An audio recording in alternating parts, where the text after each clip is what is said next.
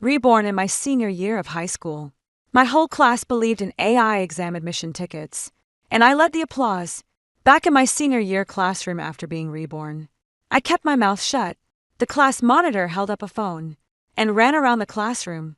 DOBA says that if it's connected to the government affairs system, you can print your exam admission ticket 10 days early. You can pick any exam room you want. The whole class erupted in my previous life. I charged up and shouted, "This is fake!" As a result, the entire class held a grudge against me until the day I died when the class monitor failed his exam. He blamed me, and the top students cornered me in the restroom, shoving and cursing at me on that rainy night. I jumped from the 5th floor in this lifetime when she pulled out an AI admission ticket stamped with an electronic official seal. I led the applause. Then I quietly opened the official website and printed the real 101. After the back of my head knocked against the chair, I suddenly opened my eyes. The fluorescent lights were glaringly white. The ceiling fan above creaked as it spun, and the copy of 5 years of college entrance exams, 3 years of mock tests on the desk was open to page 47, with a little hanged stick figure drawn in the lower right corner. Senior year, June classroom. I touched my face, then my arm intact. No feeling of having shattered after falling from the 5th floor. "Look! Look! Look!" Fawning charged in through the back door holding up her phone. Her school uniform zipper pulled down to her chest, her ponytail whipping around like a battle flag. She was the class monitor, always the first to get the momentum going. "Do said it. It's connected to the government affairs system. You can print your exam admission ticket 10 days early. You can choose any test center you want." The classroom erupted. Xiao Hang was the first to jump up. "Really? See for yourself." Fawning shoved her phone up to his face. "There's even an electronic official seal. Look at this red stamp. It's exactly the same as last year." Everyone around surged over.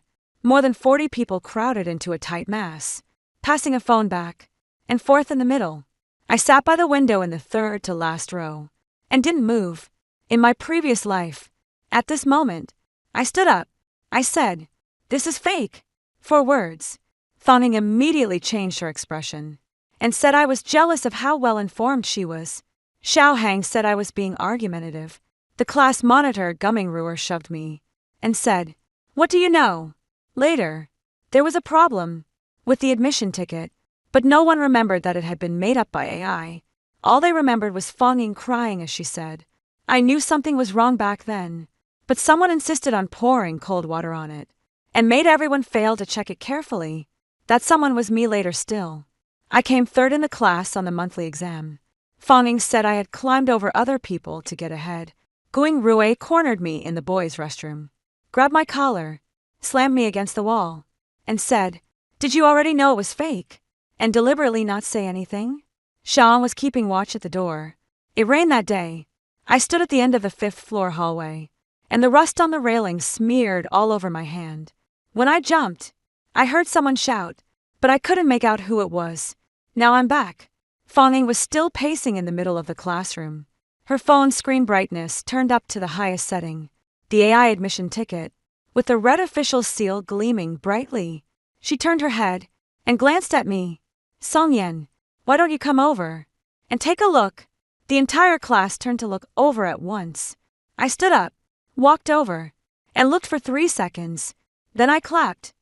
"Awesome," I said. Fawng's eyes lit up. "Right.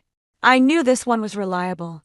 I went back to my seat, pulled out my phone, opened the official website of the Provincial Education Examination Institute, and entered my exam admission number, an ID number. The page loaded for 4 seconds. The admission ticket really came out. The exam room is at number 11 middle school. Seat number 037. I took a screenshot, saved it to my photo album, and made another copy on the cloud drive. Then I stuffed my phone back into my pocket. Fawning was up at the podium teaching everyone how to use DOBA to generate admission tickets. Her voice, so loud that it could be heard throughout the entire floor. You just enter your ID number, and it automatically recognizes the test area. It's 10 times faster than the official website. 40-something people lined up and gave her their ID numbers. I lay on the desk and closed my eyes. My desk mate Su Hung nudged my elbow. "Did you get yours done?" I did. Use DOAMM. He didn't ask any further. I buried my face in my arms. The buzzing of the fluorescent light drilled into my ears exactly the same as in my previous life. The difference is at this time in my previous life I was arguing with the whole class. In this life, I was sleeping 02 the next day during morning self-study. Thonging sent a message in the class group chat. Everyone, if you successfully printed your admission ticket, reply. With one in the group, as soon as the message went out, more than 40 people replied. With one in the group, I chimed in too. Thonging immediately followed up with a 32-second voice message. Everyone, please note after printing out this admission ticket, make sure to check your name and ID number. If there's any mistake, DM me, and I'll regenerate it for you. Also, I've organized the exam hall assignments into a spreadsheet, which I'll send to the group later. Everyone take a look and see whether you've been assigned with anyone you know. You can arrange to go check out the venue together. The group was filled with messages like the class rep is awesome. Fonging Sis's yards. It's so great to have a class rep.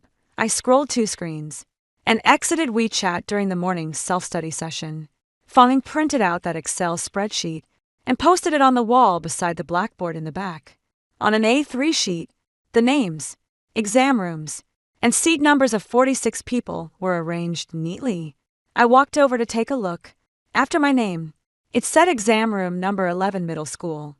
Seat no. This information is correct, because when I checked the official website myself, it was the same, but 4 other people. I'm not sure. The things generated by AI are probably just made up when it comes to the exam room number and seat number, but the name and ID number were entered with real information. So, it looks quite convincing. The problem will come on exam day. If you bring a fake admission ticket to the exam site, the proctor will check the system. The numbers won't match, and you won't be allowed in. That's exactly how it blew up last life. More than 20 people took Fong Ying's AI admission ticket to the exam venue, and all of them were stopped outside the gate. That morning during the Chinese exam, 11 people arrived late and had to be admitted after verification, and 6 people missed the first session altogether that day. Fong Ying cried so hard at the school gate that she could barely catch her breath, saying, "I didn't know it was fake either." Old Joe, the homeroom teacher, was so angry that he slammed his water cup to the floor. But in the end, I was the one who got scolded, because Fong Ying told old Song Yan said at the time that this was fake. If he already knew, why didn't he stop everyone? Loa looked at me as if I were a murderer in this lifetime. I won't say it. Use it if you like. During the break of the 3rd class, Gumming Ruer came over, with a cup of milk tea in hand, and set it down on Fong Ying's desk. "Thanks for your hard work, class monitor. I'm treating you to this." Fong Ying took it with a smile. "No need to thank me. It's all part of the job." Guing Rue glanced back at me. He had exactly this expression. In my previous life, the corners of his mouth curled up, his eyes pressed down slightly, as if he were checking whether I still wasn't convinced. I kept my head down and worked on the test. Su Hang leaned over and asked in a low voice for the exam admission ticket you printed yesterday. "Did you use the official website or DBA?" I didn't stop writing the official website. Why not use DBA? Isn't Fong Ying's one more convenient? I'm used to it. Su Hang looked at me for 2 seconds, but didn't press further. The good thing about him was that he never pried into things he shouldn't ask about. In my previous life, he was the only one who didn't gather around to watch at the bathroom door. He was also the only one who went to my house to deliver flowers after I jumped. I finished a math test and copied the wrong questions into my notebook at the end of the afternoon classes. Fong Ying stopped me at the classroom door. "Scene, have you printed your admission ticket? I saw you replied, with one in the group chat." "I did." "Take it out, and let me help you check it." "No need. I checked it myself." She froze for a moment, then smiled. "Okay, you've always been pretty careful." She turned and left. Her ponytail brushed across my shoulder. I stood at the doorway, watching her walk into the sunset at the end of the hallway. At this point in my last life, she had already been telling the whole class, "Seen as the kind of person who can't stand to see others doing well." In this life, she was still smiling, because I hadn't gotten in her way yet. I slung my backpack over my shoulder, left the school gate, and went to the print shop across from the school for 1 yuan. I printed 2 copies, each of the screenshot from the official website, and the real admission ticket. I put 1 set in my backpack, and 1 set in the drawer at home. Then I opened my phone, took screenshots of every single chat record from today in the class group, and saved them in chronological order into a newly created folder. The folder was named June 3rd, Thursday afternoon, self-study period. Old Joe was in a meeting in the office and didn't come. So, the classroom was a total mess. A few boys in the back were playing cards. The girls in the front were comparing answers, and Fang Yang and Gumming Rui were sitting beside the podium chatting. Su Heng moved his chair a little closer to me. I want to ask you something. Speak. Is Fang Ying's method of using DBA to get an exam admission ticket actually reliable? I looked up at him. His expression was very serious, not the kind of casual question you asked in passing. Did you use it? I asked. No, he said, but my mom let me use it. She saw it in the parents' group chat and said several classes were using it. I twirled the pen in my hand twice. In my previous life, Su Heng also used Fang Ying's method. His exam room was at number 8 middle school, and the seat number on the fake admission ticket was 015. The real seat number was 042. That morning when he got to the exam room and found he couldn't get in, he took a taxi back to school to have it reprinted and was delayed by 20 minutes. He wrote 200 fewer characters in the Chinese essay. He ended up attending a second-tier university, falling 3 points short of the first-tier cutoff. Check it yourself on the official website. I said, doesn't the official website have to wait until next week to open for printing? You can check it right now. Enter your exam admission number, an ID number, and you can see your test center information. The printing portal opens next week, but the information is already up there. Su Heng took out his phone, and I told him the URL. He fiddled with it for a long time before the page finally came up. Exam Hall 8, seat number 042. He read aloud, then pulled out the one Fang Ying had generated for him. Fang Ying's 1 says 015. He looked at me. I said nothing. The numbers are different. He said, then those messages Fang Ying sent to the whole class. You decide for yourself. Su Heng tightened his grip on the phone. He opened his mouth, then closed it again. After about 10 seconds, he said, should I tell everyone? I turned and looked out the window. Someone was running on the playground. The red track was scorching hot under the sun, and the national flag on the distant flag pole hung limp, with no wind. If you say it, what do you think Fang Ying will say? Su Heng fell silent. He had been in this class for 3 years, so there was no way he didn't know Fang Ying's temper. In freshman year, a girl questioned whether she had miscalculated the class fund, and that same night, Fang Ying posted on Moments, some people are bad at math themselves, so don't come checking other people's accounts.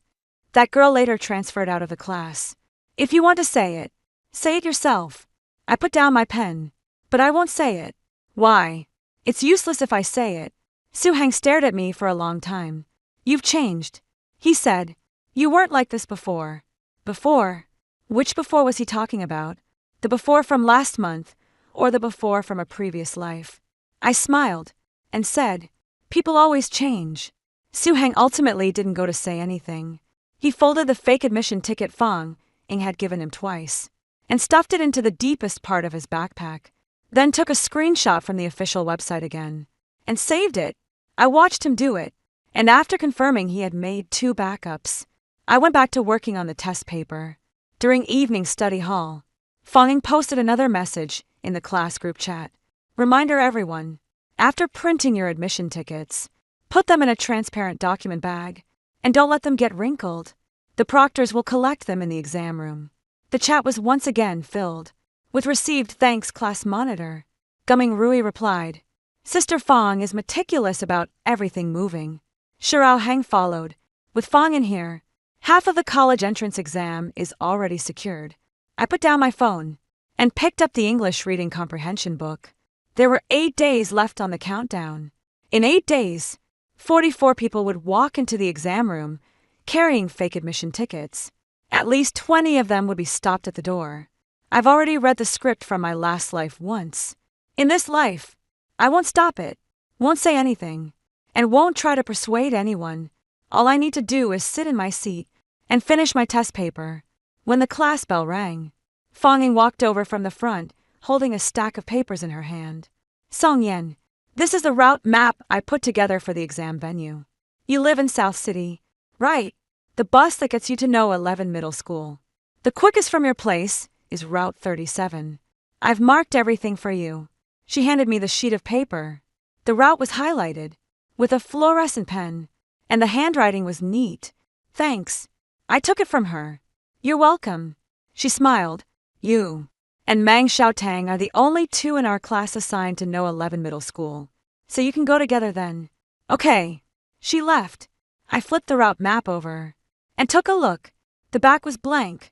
I folded it up and put it in my pencil case. Then I opened my phone, took a screenshot of the message Fanging had just sent in the group chat, and saved it in the June folder. Screenshot 4704 Saturday makeup class. The last class in the morning was math. After Lao Zhao finished explaining the final derivatives problem, he tossed the chuck onto the lectern and said, "Self-study this afternoon. No one is allowed to leave the school gate. The college entrance exam is in 2 days. So all of you stay put and behave." After he left, the classroom relaxed. Fanging stood up from her seat and clapped her hands. "Everyone listen up." The classroom fell silent. She had that kind of knack. Clap twice, and the whole class would look at her.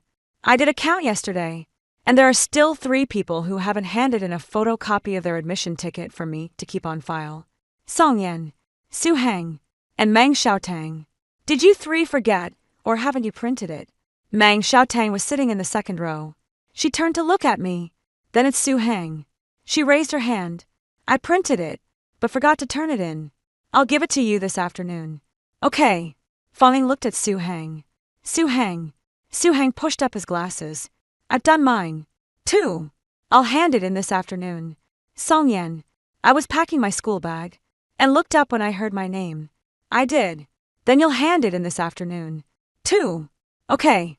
Fanging nodded, but didn't leave right away. She stood in the aisle, tilting her head as she looked at me. Songyan, you printed that admission ticket using the method I sent you, right? Several people in the classroom turned around to look. I said. Then have you checked it? Does it match your own information matched up? She smiled and said, "That's good. I was just afraid that someone might secretly use some other method to make it different. And then if something went wrong in the exam room, it would be hard to explain." That sentence wasn't meant for me. It was meant for the whole class. It meant if anyone didn't use her method, and something went wrong, don't blame her.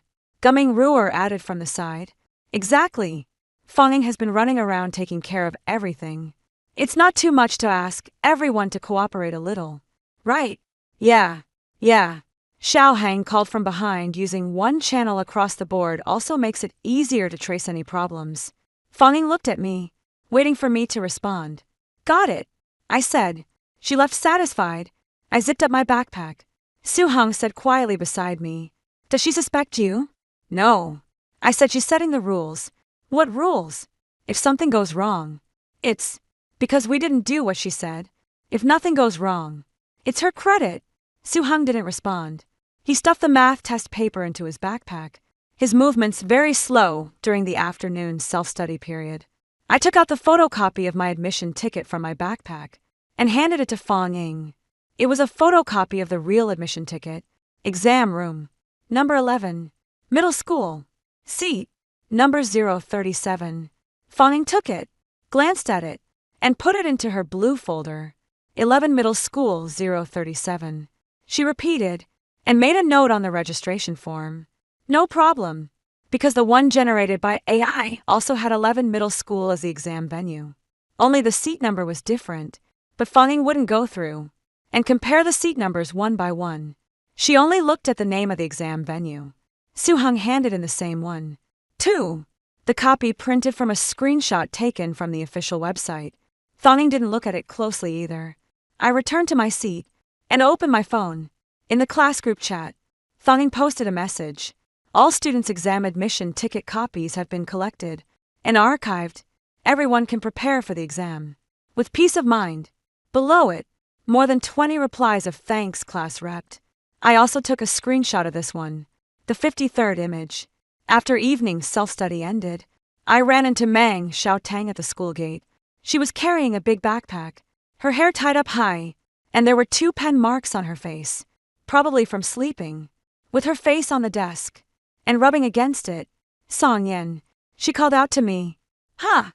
What was your admission ticket seat number?" 037. The one Fonging generated for me says I'm number 023 at number 11 middle school. But I just checked the official website myself. She paused. The website says 041. I looked at her. The candidate number is different. She said, lowering her voice, very low. My admission ticket number is correct. And my ID number is also correct. But the seat number is different. Did you tell Fonging? No. She shook her head. I don't dare. You know what her temper is like. I know. Then what are you planning to do? I want to use the one from the official website, she said, but I'm afraid it won't match the one registered with Fonging by then. And she'll say, I'm not cooperating. It's your own admission ticket. Which one you use is your business. Manga Tang stood beneath the streetlight. Her shadow stretched long. She bit her lip and thought for a while. What's your seat number? Is Fong Ying's the same as the one on the official website? It's the same. Then why is mine different? Go back and check it again, I said. Make sure it's clear. And use the official website's version. Don't use anything else. She nodded and turned to leave. After taking a few steps, she looked back. Seen. Did you already know that the one generated by DBA had problems? The street light hummed above my head, and moths slapped against the lampshade as they bounced off. Come home early, I said.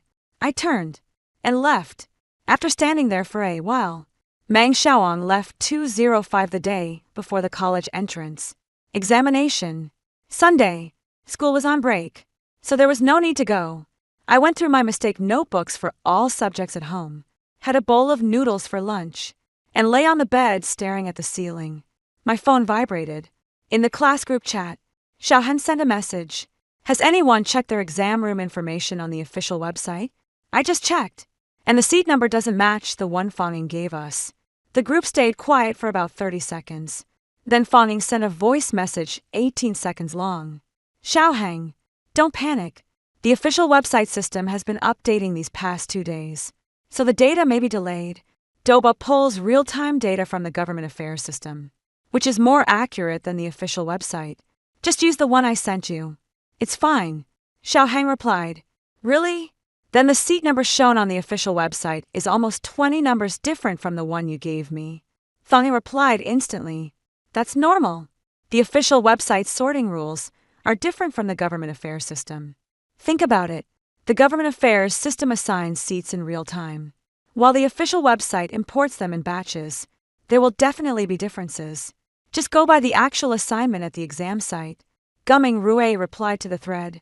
If Fonging said there's no problem, then there's no problem. What are you panicking about? Xiaohang sent a fine then meme. The group fell quiet again. I stared at the screen.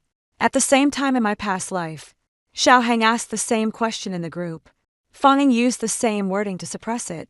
The difference is that in my past life, I jumped out and said, the official website is the correct one. Don't believe her. Then Fonging had add me in the group. Sean, what do you mean? Are you saying I'm lying to everyone? Guing Rue followed right after. Some people don't contribute themselves, and now they're here pouring cold water on things. Xiaohang also changed sides. Exactly. Fonging has been busy for so long, and you didn't even say thank you. You even said she was in the wrong. Within 3 minutes, I had become the enemy of the entire class. This time I put down my phone, rolled over, and kept staring at the ceiling. At 3 o'clock in the afternoon, Suhang sent me a private message. Did you see what happened? With Xiaohang in the group, I saw it. The real-time data in that government affairs system. Fonging mentioned. Is it true? What do you think? I don't think so. Then it isn't. Suhang sent a long sighing emoji. Then he typed, I want to say something in the group. At least let everyone check the official website. My fingers paused over the keyboard for 2 seconds. Have you thought it through? No, but I think I have to say it. If something really happens tomorrow, if you say it, what do you think Fonging will do? Suhang fell silent for a minute. Shishi then Guing Rue will curse me. In the group chat, Xiao Hang will say I'm meddling. No one else will stand up for me. And then tomorrow is the college entrance exam. And I'll go into the exam room full of anger. I didn't reply again. 5 minutes later, Su Hong sent one last message. I won't say anything else. I'll privately send the official website link to a few people I'm close with, and let them check it themselves. Okay. You won't blame me, will you? No. Then why won't you say it? You clearly know. I stared at these words for a long time in my last life. I said it. I said it loudly. I said it in the classroom in front of everyone. Then I died. I said no one would believe me. I typed these 6 words and sent them. Su Hong didn't reply again. At 9 that evening, I checked my school bag again. 2 admission tickets, my ID card, 5 black gel pens, 3 2B pencils, 2 erasers, a ruler, and a transparent document pouch. I took out my admission ticket and glanced at it. The red-headed letterhead of the Provincial Education Examinations Institute. Name, Sungjin.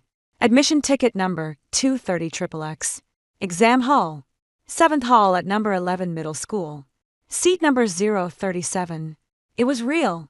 I put it back into the document pouch and zipped it up. The phone vibrated again. Fawning sent a message in the class group. Meet at the school gate at 7 o'clock tomorrow morning and take the bus together to the exam site. Those whose exam room is at number 11 middle school. Follow me. Those assigned to other venues. Follow your respective group leaders. Everyone get to bed early. Good luck. Below it, the screen was flooded with good luck and fist emojis. I set my phone to silent, turned off the lights, and lay down. Tomorrow, everything will happen just like it did in my previous life except for me. June 6th, 7th. The alarm rang at 5:40. By the time I opened my eyes, it was already light outside, and a beam of light slipped through the gap in the curtains, cutting across the foot of the bed. Washed my face, brushed my teeth, and had 2 buns and a cup of soy milk. My mom shouted from the kitchen, "Did you bring your admission ticket?" I brought it. "What about your ID card?" I brought it. "Is there enough money for a pen?"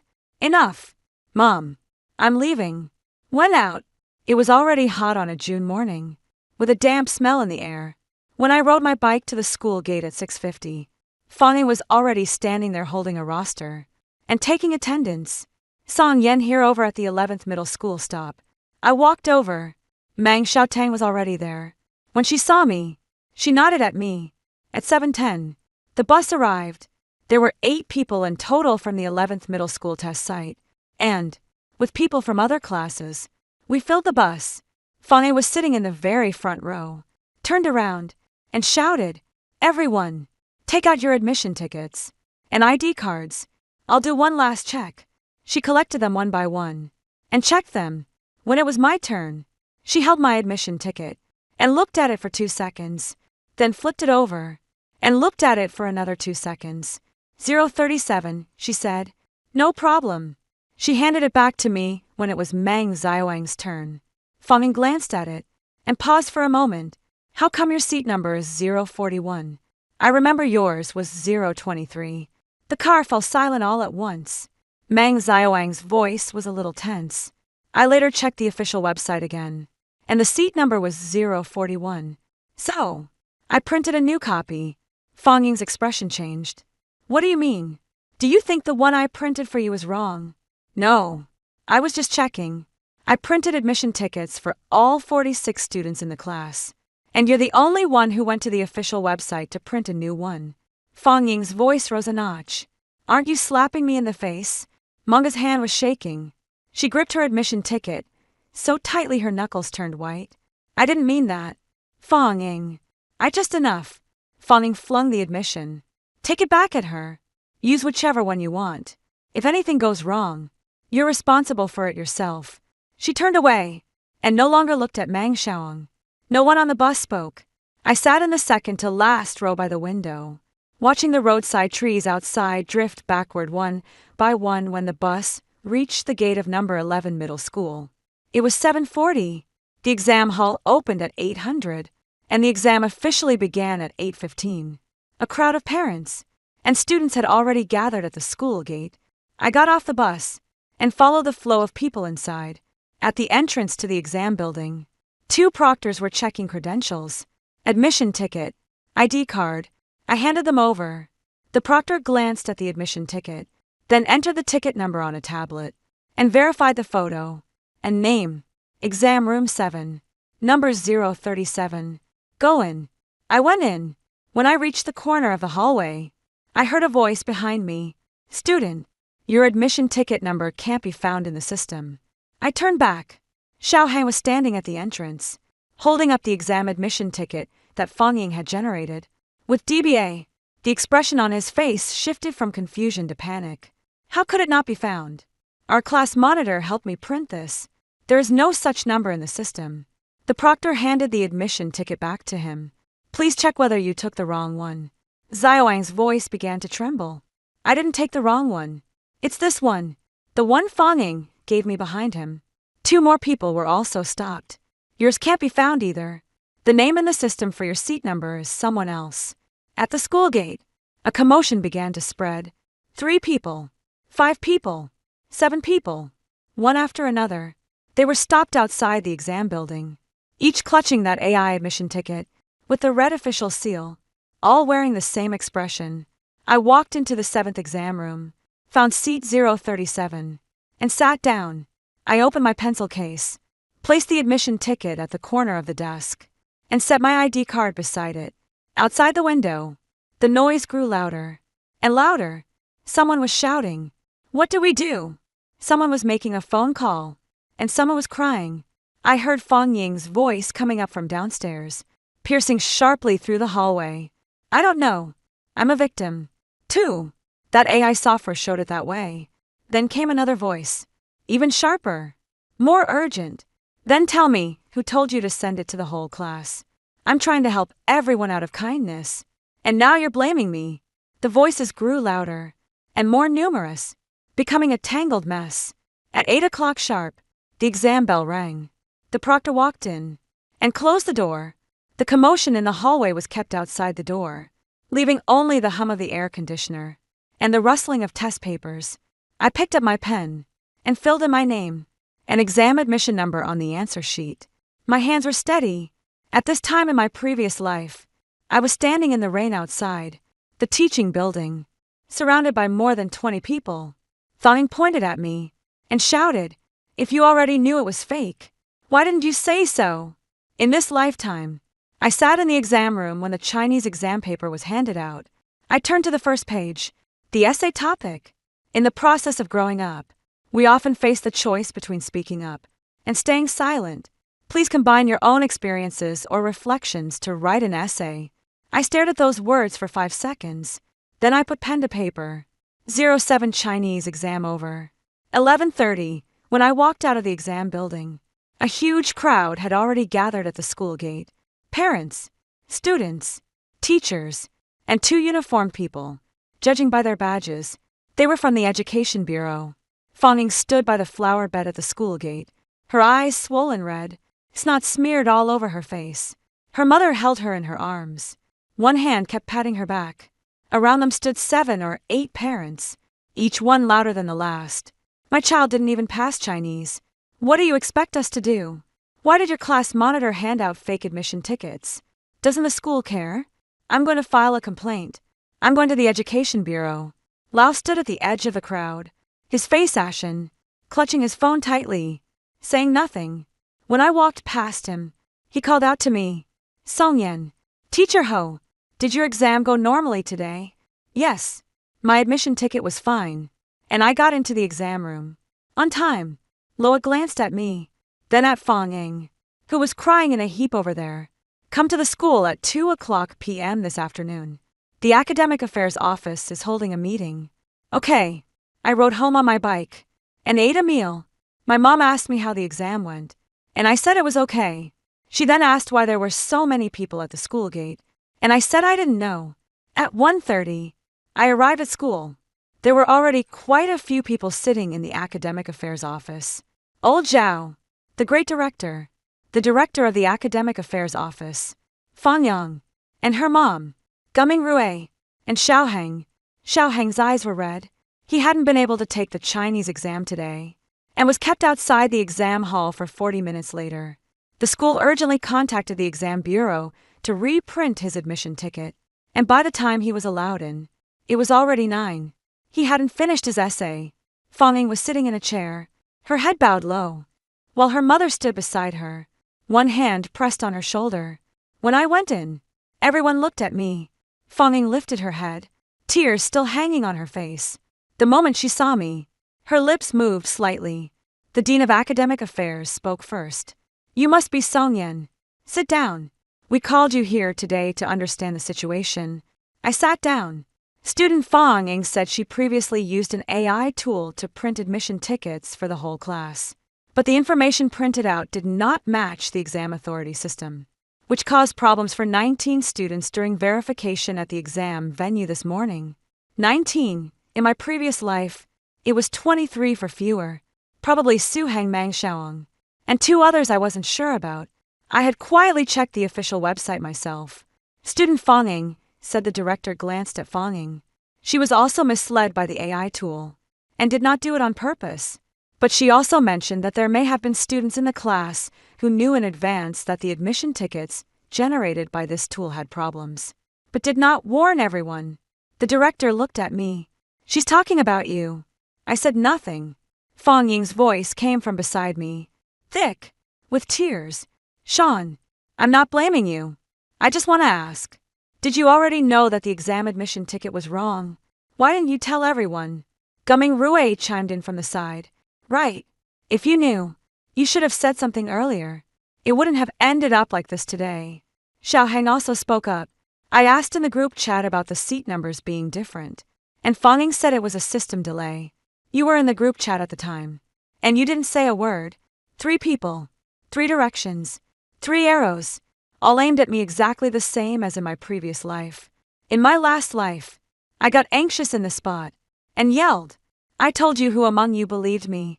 Then Fang Ying cried even harder and said, "You're just standing by and refusing to help. Old Sha made me write a self-criticism." The whole class's resentment began to fester from that day on until the rainy night. I looked at the 3 faces in front of me: Fang Ying's tear stains, Gumming Rui's accusation, and Xiao Hang's grievance. Then I said, "Teacher Heo, can I use my phone to show everyone something?" La Zhao nodded. I took out my phone and opened the June folder. 08. There were 53 screenshots in the folder. I handed the phone to the director of the Academic Affairs office. "These are screenshots of all the chat records in the class group related to admission tickets. From May 29th to June 6th, the director took the phone, and Lao Zhao leaned over to look as well. Fang Ying's expression changed. The first one, May 29th at 2:17 p.m., Fang Ying posted in the class group, saying that DBA had been integrated into the government affairs system, and that admission tickets could be printed in advance. The director flipped through it and nodded. The 7th screenshot at 3:40 p.m. that same day, Fang Ying posted a spreadsheet in the group chat summarizing the admission ticket information of all 46 students in the class. The 21st screenshot at 8:00 p.m. On June 1st, Fang Ying sent a voice message telling everyone to put their admission tickets in transparent document bags. Fang Ying's mother interjected, "What can a screenshot prove? My daughter was kindly helping everyone, and you all know that." I never said she wasn't well-intentioned. I said I took my phone back and scrolled to the 39th screenshot. This one, June 5th at 1:12 p.m., Xiao Hang posted in the group chat. "Has anyone checked their exam room information on the official website? I just checked, and the seat number doesn't match the one Fang Ying gave us." Xiao Hang's body leaned forward slightly. "Next, June 5th, 1 p.m., Fang Ying replied, with a voice message 18 seconds long. The content was, "The official website system has been undergoing updates these past 2 days, so the data may be delayed. DOBA pulls real-time data from the government affairs system, so it's more accurate than the official website." I looked up at Fang Ying.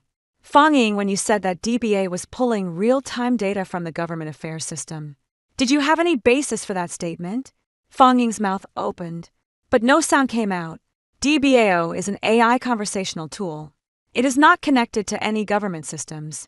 The admission ticket it generates is automatically formatted based on the information entered by the user. The official seal is generated by AI image creation, and the exam room and seat number are randomly assigned. I spoke very slowly when I said these words, not on purpose, but to make sure every word reached everyone present. This information is clearly stated in DOBA's official instructions for use. On May 28th, the Provincial Education Examination Institute also issued an announcement reminding candidates to print their admission tickets through official channels and not to use third-party tools. I turned my phone to the next screenshot.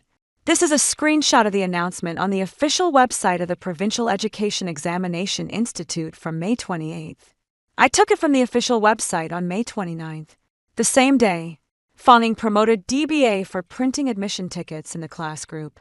No one in the office said a word. Old Shah Joe tapped his fingers twice on the tabletop. Sean, do you mean that you already knew on May 29th that the method recommended by Fawning had problems? I printed my own admission ticket from the official website on May 29th. That same day, I saw the notice from the exam bureau. Then why didn't you remind everyone in the class group? This question. Last life. Old Joe asked me this question. 2. Last life. I said. I reminded them. But no one listened. Then Fawning said, where did you remind anyone? You were just pouring cold water on us. This time, I'll phrase it differently. Teacher Ho. When Xiao Hang pointed out in the group on June 5th that the seat numbers were different, Fang Ying's reply was, the real-time data in the government system is more accurate than the official website. I paused. If even the person who raised the question was answered like that, what difference do you think it would make if I said it? Old Joe didn't respond. Fang Ying's mother grew anxious. How can you talk like that? My daughter didn't know it was fake either. She was also a victim. Then I'd like to ask a question. I looked at Fang Ying. Fang Ying, the admission ticket you used for today's exam, was it generated by DBA or printed from the official website? The air in the office seemed to freeze for a second. Fang Ying's face went from red to pale. 09 Fang Ying didn't answer. Her mother answered for her. My daughter also uses mom. Fang Ying tugged at her mother's sleeve. Old Zhao looked at Fang Ying. Fang Ying, answer Yan's question. Which version of the admission ticket did you use when you entered the exam room today? Fang Ying lowered her head. Her fingers twisted together, and wrinkles were creased into the cuffs of her school uniform from how tightly she gripped them. From the official website, no one spoke for 3 seconds. Xiao Hang was the first to react. What did you say? I said I used the one printed from the official website. Fang Ying's voice was very soft. Well, printing everyone's. I also checked mine on the official website and found that the seat number was different, so you secretly used the official website yourself and then made us use AIS. Xiao Hang stood up, and the chair scraped back with a sharp screech. I didn't do it on purpose. I thought there was only an issue with my own. I thought it was just an isolated case, a single case. Xiaowang's voice was trembling. 19 people couldn't get into the exam room. And you call that a single case?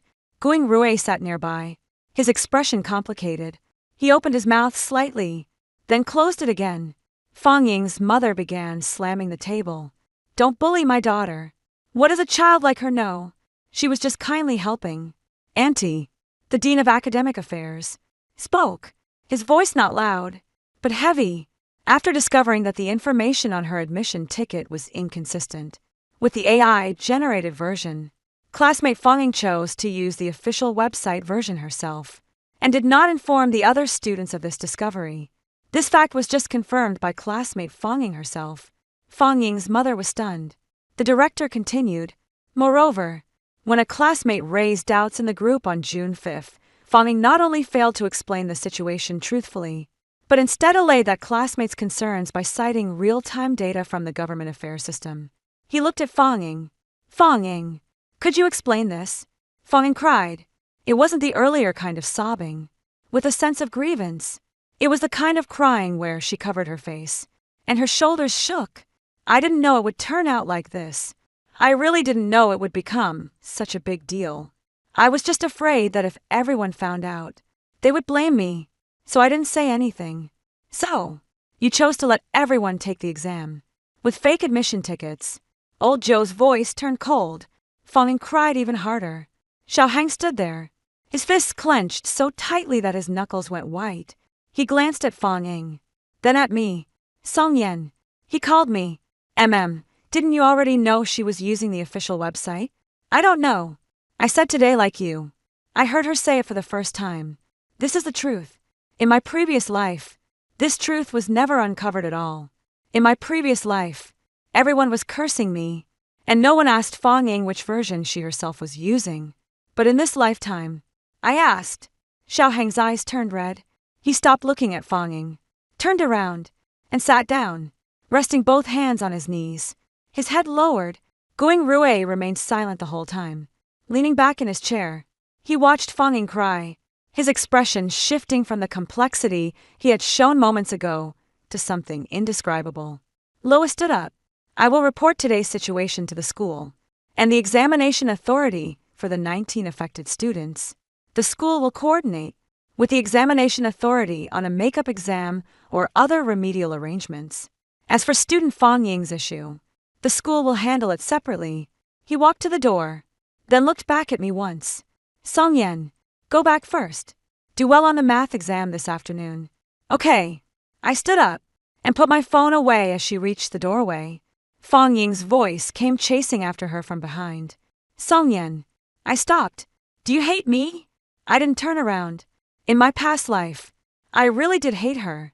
I hated her for spreading rumors, hated her for shifting the blame, hated her for turning me into the whole class's enemy. So much that when I was standing outside the railing on the 5th floor, my mind was filled with the words she'd shouted at me in the classroom, pointing at my nose. You just stood by and did nothing to help. But this life is different. She never had the chance to harm me in this life. No, I said. Then he pushed the door open and went out. The hallway was long, with fluorescent tubes casting a white light. I walked a dozen or so steps and stopped at the stairwell corner. Take out your phone and open the June folder. 53 screenshots. I selected all and clicked delete. Are you sure you want to delete 53 items? Confirmed. The folder is empty. I stuffed my phone back into my pocket, went downstairs, and rode my bike home. Arrived at the exam room at 1:30 p.m. when the math test paper was handed out. I flipped to the last big problem, which was a derivative proof. Finished writing in 20 minutes. When I turned in my paper, the proctor took away my answer sheet, and I stood up and walked out at the entrance to the exam hall. Manga Tang was leaning against the corridor railing, waiting for me. How did it go? She asked. Not bad. And you? Not bad. She paused for a moment. I heard about what happened this morning. Did Fang Ying use the official website herself? How did you come up with that question? I look at the window at the end of the corridor. Outside, the sunlight is glaringly white, and the shadow of the flagpole on the playground has shrunk into a small cluster. Just asking casually. Manga looked at me and said nothing more. We walked out of the exam building together. There were fewer parents at the school gate than in the morning, and the water stains by the flower bed hadn't dried yet. Someone had probably splashed water around to cool things down. Shan Meng Xiao Tang stopped at the school gate. Thank you for letting me check the official website that day. You checked it yourself. It has nothing to do with me. She smiled slightly and turned to leave. I stood at the school gate and looked up at the sky. The sky in June was blue, without a trace of impurity. At this time in my previous life, I was already gone. In this life, I still have 3 exams to take. 10. The college entrance examination lasted 3 days. Chinese, math, English, and comprehensive studies. I didn't miss a single one of the 4 exams, not even by a minute. When I came out after finishing the last English exam, someone had set off a string of firecrackers at the school gate. I don't know which parent did it. They crackled for 2 minutes straight, and scraps of paper fell all over the ground. I rode my bike home. On the way, I passed the alley behind the school. There was a long line at the milk tea shop full of students who had just finished their exams, laughing, shouting, and hugging each other as they spun in circles. I didn't stop. I rode past. When I got home, my mom had prepared a whole table of dishes: braised pork ribs, sweet and sour fish, stir-fried green beans, and tomato egg soup. She didn't ask how I did on the exam. She just kept urging me to eat. After dinner, I went back to my room. and lay down. My phone kept buzzing nonstop, and the class group chat was flooded with messages like, "We're free now. Finally liberated. Where should we go for summer vacation?" Fang didn't say anything. Her profile picture had turned gray. What happened later was told to me by Su Hang on the morning of June 8th, the second day of the college entrance examination. The school and the examination authority jointly issued a handling plan. Among the 19 affected candidates, 11 urgently had their real admission tickets reissued that morning and entered the exam room, but all of them were late to varying degrees. 6 of them missed the first subject, Chinese, altogether, and then attended the remaining 3 exams as normal. 2 others completely lost their composure and did poorly on the math exam the next day. The examination authority's final decision was no makeup exam would be granted for any missed subject, and a 0 would be counted in the total score. Those who were late would be graded based on the work they actually completed, with no extra time added for the 6 students who missed the Chinese exam. That meant their total scores were directly reduced by 150 points. Fang was disciplined by the school. It wasn't because she used AI to generate her admission ticket that counted as improper use of tools, and would at most have led to criticism. In education, the discipline came because after discovering that there was an error in her own admission ticket information, she did not inform her classmates. Instead, when someone questioned it, she used false statements to suppress the doubts. The school's wording was, knowing there was a risk, but failing to fulfill the duty to inform, causing serious consequences. The disciplinary action was entered into her record. Fang Ying's mother came to the school twice to make a scene, saying the child was also a victim, and that the disciplinary action would affect her admission. The director of academic affairs took out the conversation record from that day and pointed to the sentence Fang Ying had said herself. "I used the official website print out myself." Her mother stopped talking. "I don't know Fang Ying's final college entrance exam score. I heard that after the exam, she went to her aunt's house and never came back for the whole summer vacation. No one mentioned her in the class group chat, as if she had just vanished." Gumming Ruer was 15 minutes late for Chinese. He was one of the 11 emergency makeup test takers. After the scores came out, he got into a second-tier university in the province. In his previous mock exams, he had always been above the first-tier cutoff. Xiaoang missed the Chinese exam with a total score of 372. On the day the results came out, his father smashed the TV at home. "These things happened in my past life too. The difference is that in my past life, all these consequences were blamed on me. In this life, whoever it belongs to them." At the end of June, the night before the results were released, Su Heng asked me to meet him at the barbecue stall by the school gate for skewers. By the time I arrived, he was already sitting there, with 2 bottles of beer in front of him, one open and one unopened. He pushed the unopened one toward me. "Want a sip?" "Sure." I twisted off the cap and clinked my bottle against as the light bulb at the barbecue stall was a warm yellow, and mosquitoes were circling around it. At the neighboring table, a few middle-aged men were playing finger-guessing games, shouting so loudly the whole street could hear.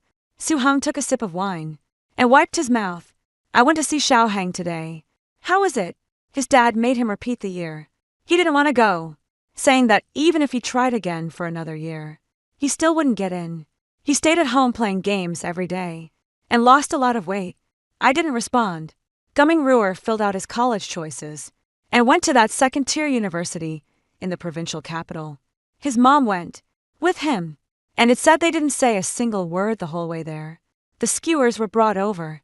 Lamb skewers, chicken wings, grilled slices of steamed bun. Su Heng pushed the chicken wings over to my side. "What score do you think you got?" he asked. "Around 601. That's enough for a 985. We'll see tomorrow." Su Heng took a bite of the lamb skewer and chewed for a long time. "Sean, let me ask you something. You don't have to answer if you don't want to. Go ahead. You knew from the very beginning that it would turn out like this, right?" I held the beer bottle, but didn't drink. "You downloaded your admission ticket from the official website on May 29th and saw the exam authority's announcement that same day. You took 53 screenshots and saved every group message. You asked me to check the official website and asked Mang Xiaoang to check the official website. But you didn't say anything in the group. He looked at me. You did not know what to say. You chose not to say it. The smoke from the barbecue stall drifted over, stinging my eyes a little. You said last time that if you told them, no one would believe you. Suhang lowered his voice. But I don't think that's the only reason. I took a sip of beer. Then what do you think the reason is? I don't know, he said, but I feel like you may have already gone through it once. The beer bottle nearly slipped out of my hand. Suhang looked at my expression and didn't press further. That was just how he was. If he saw something, he'd say it, but he wouldn't force you to answer. We were silent for about a minute. The uncles at the next table started playing the finger-guessing game again, shouting 5 Chiefs 666, so loudly it shook the heavens. Suhang M. In my past life. I paused and smiled. I mean, if there was a past life. Yeah. I said it. I said right in front of everyone in the classroom that the exam admission ticket was fake. Then Fong-ing said I was pouring cold water. Gumming Rue cornered me in the bathroom and beat me up, and no one in the whole class spoke up for me. Suhang's chopsticks paused. Later, when things went wrong, Fong-ing told old Joe. Song-yen knew it was fake all along, but he didn't stop everyone. Everyone hated me. I set the beer bottle on the table, and the bottom hit with a dull thud. I jumped from the 5th floor in the smoke from the barbecue stall. Suhang's face was hard to make out, but I could see his hands trembling. You nonsense. I lifted the bottle and took a big gulp. When you drink too much, you start spouting nonsense. Don't take it seriously. Suhang stared at me for a long time. Then he picked up the bottle and clinked it against mine. Whether it's nonsense or not, he said, don't ever do that kind of thing in your life. I'm done with this. A promise is a promise. It's a promise. 11. On June 25th, the results were released at 8 a.m. The score-checking system opened. I sat at my desk, entered my admission ticket number, an ID number, and clicked search. The page spun for 3 seconds. Chinese 128, Math 141, English 137, Comprehensive Arts 216, total score 622. I stared at the numbers on the screen for 10 seconds, then took a screenshot of the page and sent it to my mom. She got the message in the kitchen, let out a scream, and ran into my room in her slippers, with a patter, hugging my head and pressing it into her chest. My son has made it. 620, Mom. Let go. You're choking me. I'll call your dad. I'll call your grandma. She ran out. I heard her in the living room crying as she made the call, repeating 628 times. I turned around and looked out the window. The late June sunlight was stark white. Someone in the residential complex was walking their dog, and the steamer baskets in the breakfast shop downstairs were sending up wisps of steam. The phone rang. Suhang sent a message. I got 591. I replied, enough for a book. And you? 622. He sent a string of exclamation marks. Then said, let me buy you a drink. You already treated me last time. Then treat me again. I smiled, then put my phone down. During those days of filling out college applications, I went through the admissions brochures of my target schools 3 times. And in the end, I chose the Chinese department at a 985 university in the north. Suhang applied to a first-tier university in the provincial capital, majoring in computer science.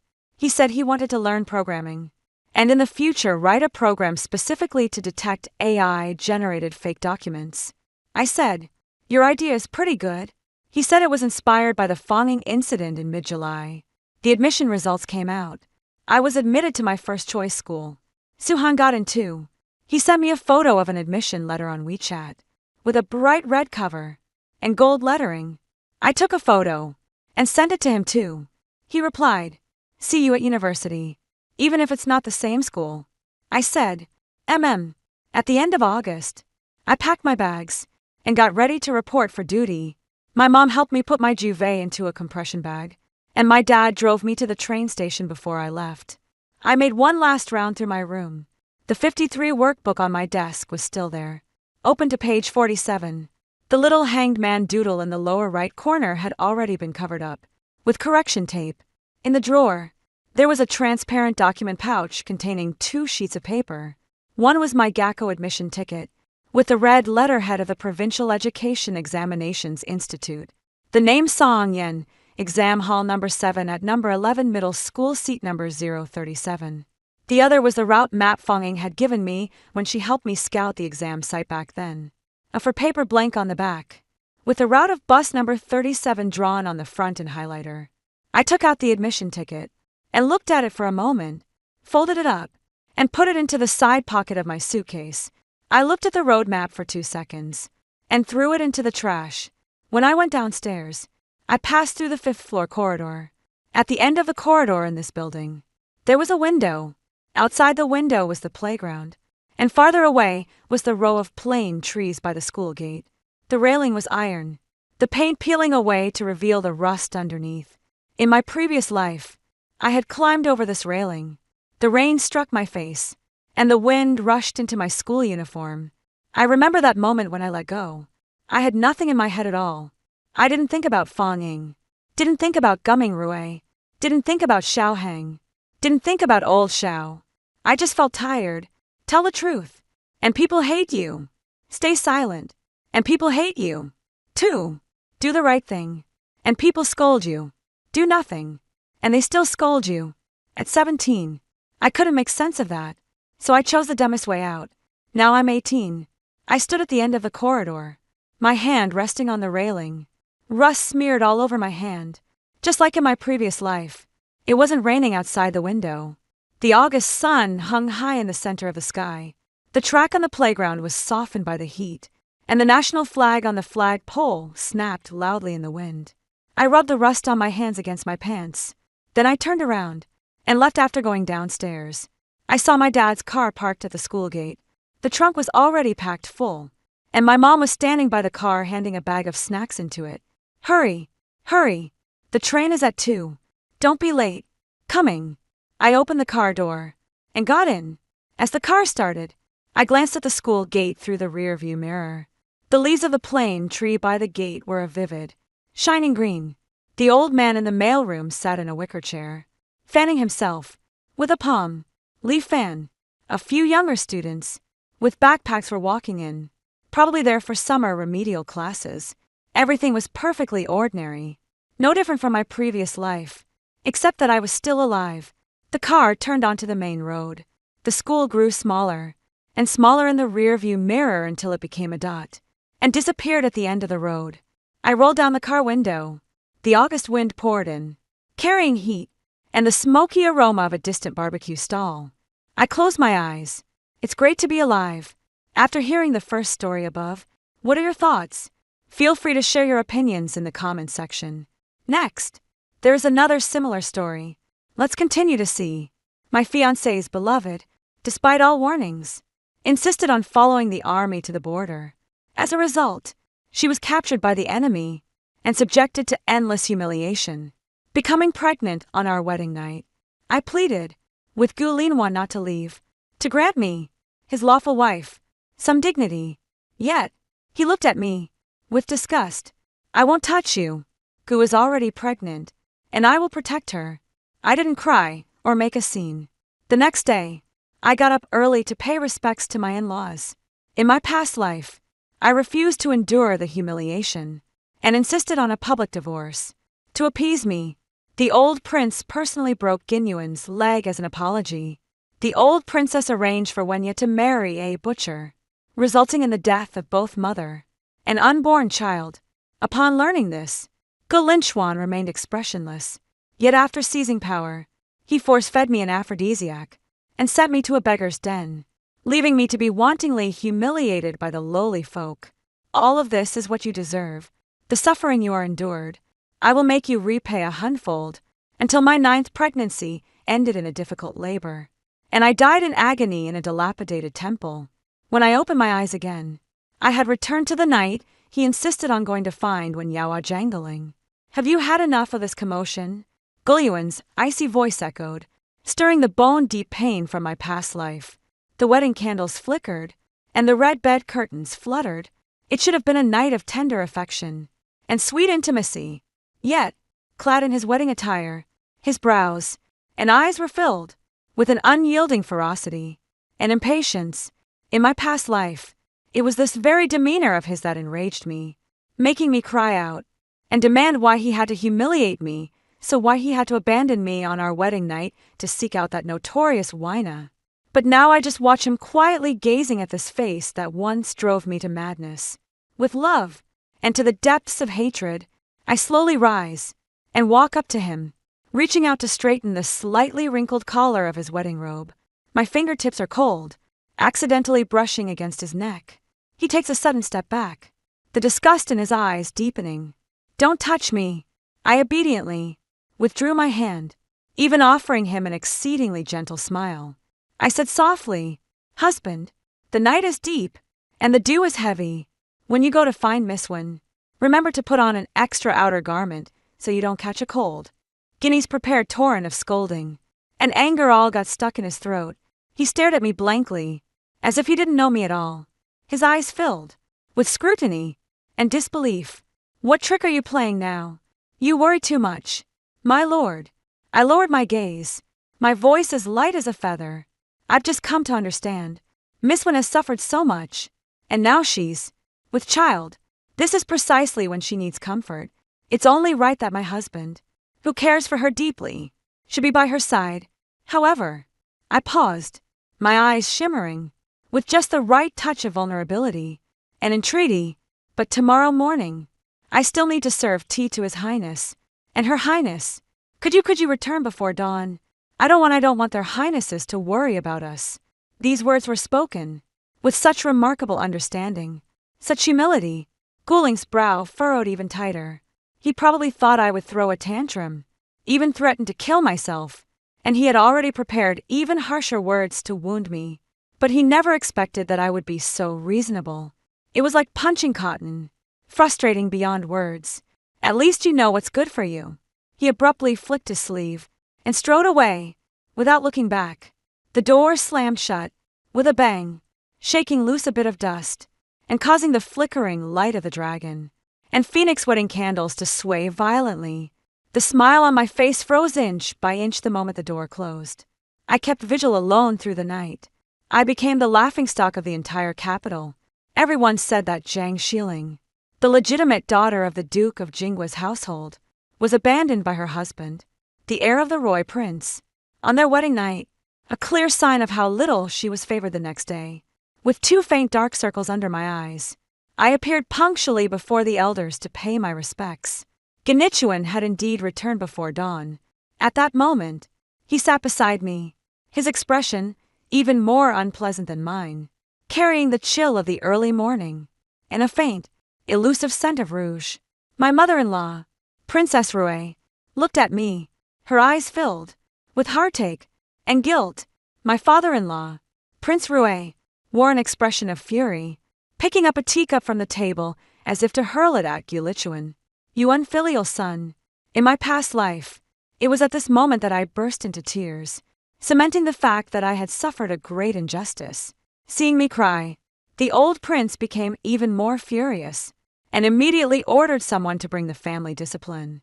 But this time, before he could act, I rose and knelt on the ground. "Father, please calm your anger. This matter is not my husband's fault. It is my own failing. Last night, I was feeling unwell and feared passing my illness to him, so I urged him to rest in the study." The old prince's hand holding the teacup froze midair, looking at me in disbelief. Genichuan also abruptly turned to look at me, his gaze incredibly complex, filled with shock, suspicion, and more than anything, the embarrassment of being seen through. He probably thought that my feigned sincerity was even more contemptible than throwing a tantrum. "Ha! Zhang Xiling, you truly are a master of hiding your true self." He lowered his voice, speaking in a tone only the two of us could hear, and sneered, "Such cunning truly makes me see you in a new light." I ignored him, simply looking up at the prince, with a sincere gaze.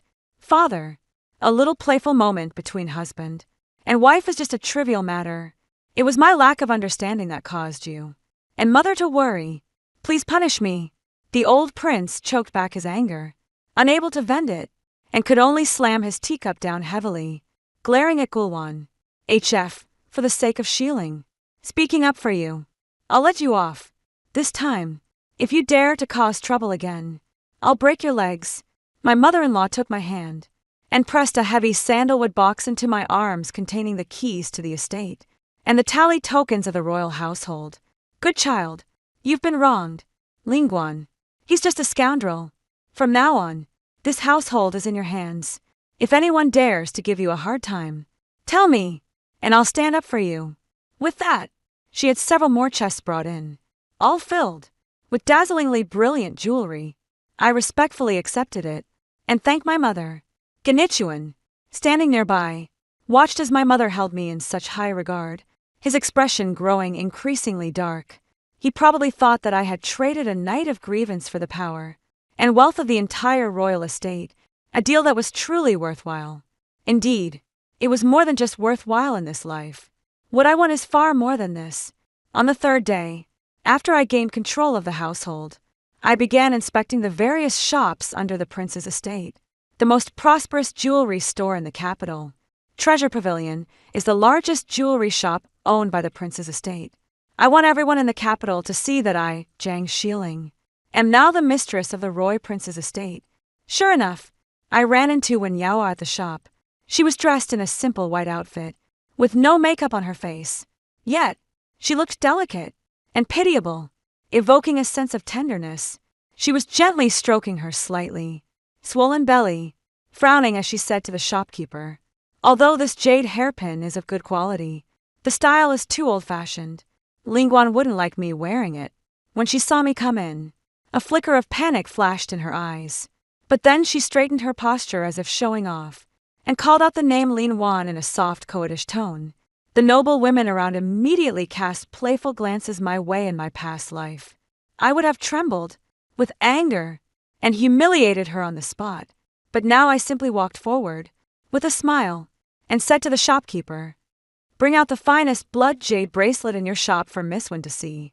The shopkeeper paused for a moment, looking at me, and then at Hua, unsure whose instructions to follow.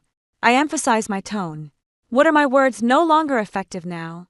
The shopkeeper trembled in fear, and immediately bent over to fetch the bracelet.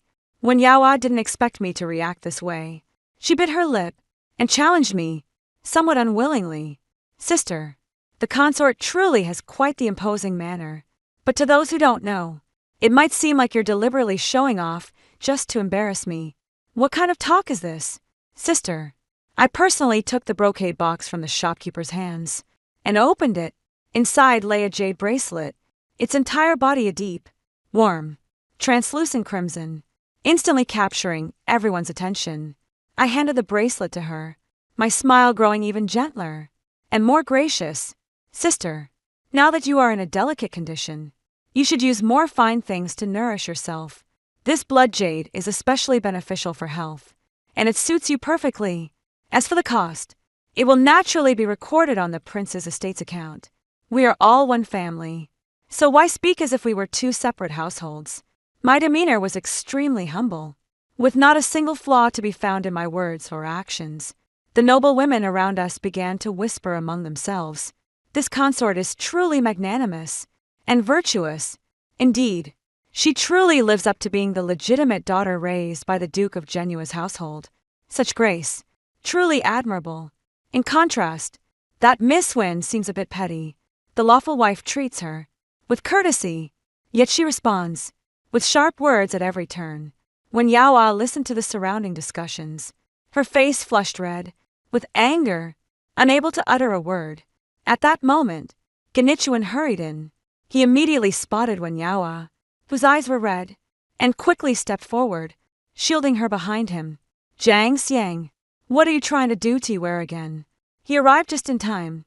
I looked utterly bewildered and hurt. "Husband, what's wrong with you?" I saw that my sister liked our family's jewelry, so I thought of giving her a bracelet as a gesture of goodwill. Your goodwill is using these vulgar things to humiliate you." When you hid behind him, peeking out, with half her head, her eyes brimming with tears as she said, "Lingguan, don't blame sister. It's my fault. I shouldn't have come here. I just missed you too much." What a delicate white lotus flower. I watched their back and forth performance. Finding it utterly ridiculous, I took a deep breath, as if having made some firm decision, and said to Genichuan, "Husband, I know you care deeply for your sister. Since that's the case, I am willing to step aside for you.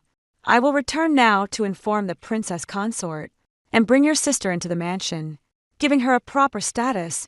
Ginyuan was stunned when Yaoa was also stunned, but she quickly snapped back to reality, and shrieked, "I refuse.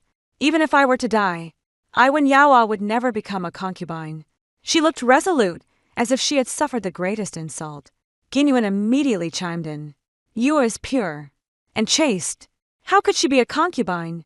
Zhang Shiling, don't pretend to be kind here. As soon as he said this, a soft mocking laugh immediately came from the crowd of noble women. Watching the commotion, Maris covered her lips and whispered to her companion, "Pure and chaste. Lady Wang, don't you think this miss looks somewhat familiar?" The woman addressed as Lady Wang narrowed her eyes and scrutinized her for a moment before exclaiming in sudden realization, "Oh my, it really is her. Isn't this the one who half a year ago ignored all warnings and insisted on following the young master to the border, only to end up being captured by those barbarians?" Though their conversation was hushed, it rang out with unusual clarity in the now quiet shop. Another woman immediately chimed in. "Exactly. I heard from my nephew who works in the Ministry of War that when this Miss Wynne was found and brought back, she deliberately paused, building up the suspense. Already pregnant. Tisk tsk, who knows which barbarian's child it is? And she still dares to dream of becoming the official wife of the prince's household." Boom! The crowd erupted in an uproar. All eyes sharp as knives were fixed on the slightly swollen belly of Wen Yaoa. Scorn, disdain, and mockery were laid bare. Without any attempt to conceal them, Wen Yaoa's face instantly drained of all color. Turning as pale as paper, she trembled all over, swaying unsteadily, as if she might faint at any moment. Ginyuan was also stunned by this sudden public humiliation. Holding Hua, he roared at the crowd, "Shut up! No one is allowed to talk nonsense."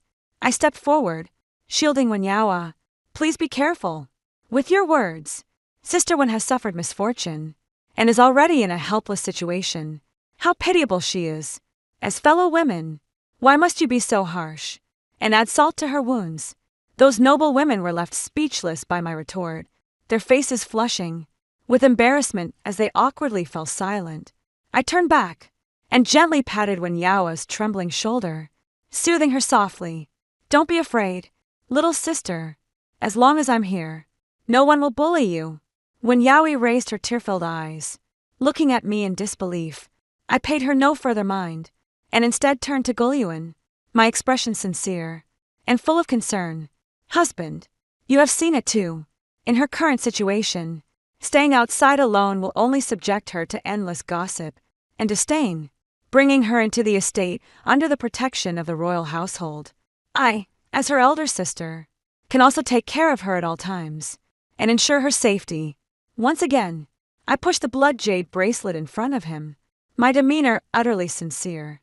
"As long as my sister is willing to temporarily humble herself, for the sake of you, my husband, and for the child in your womb, I, as the legitimate wife, am willing to make concessions.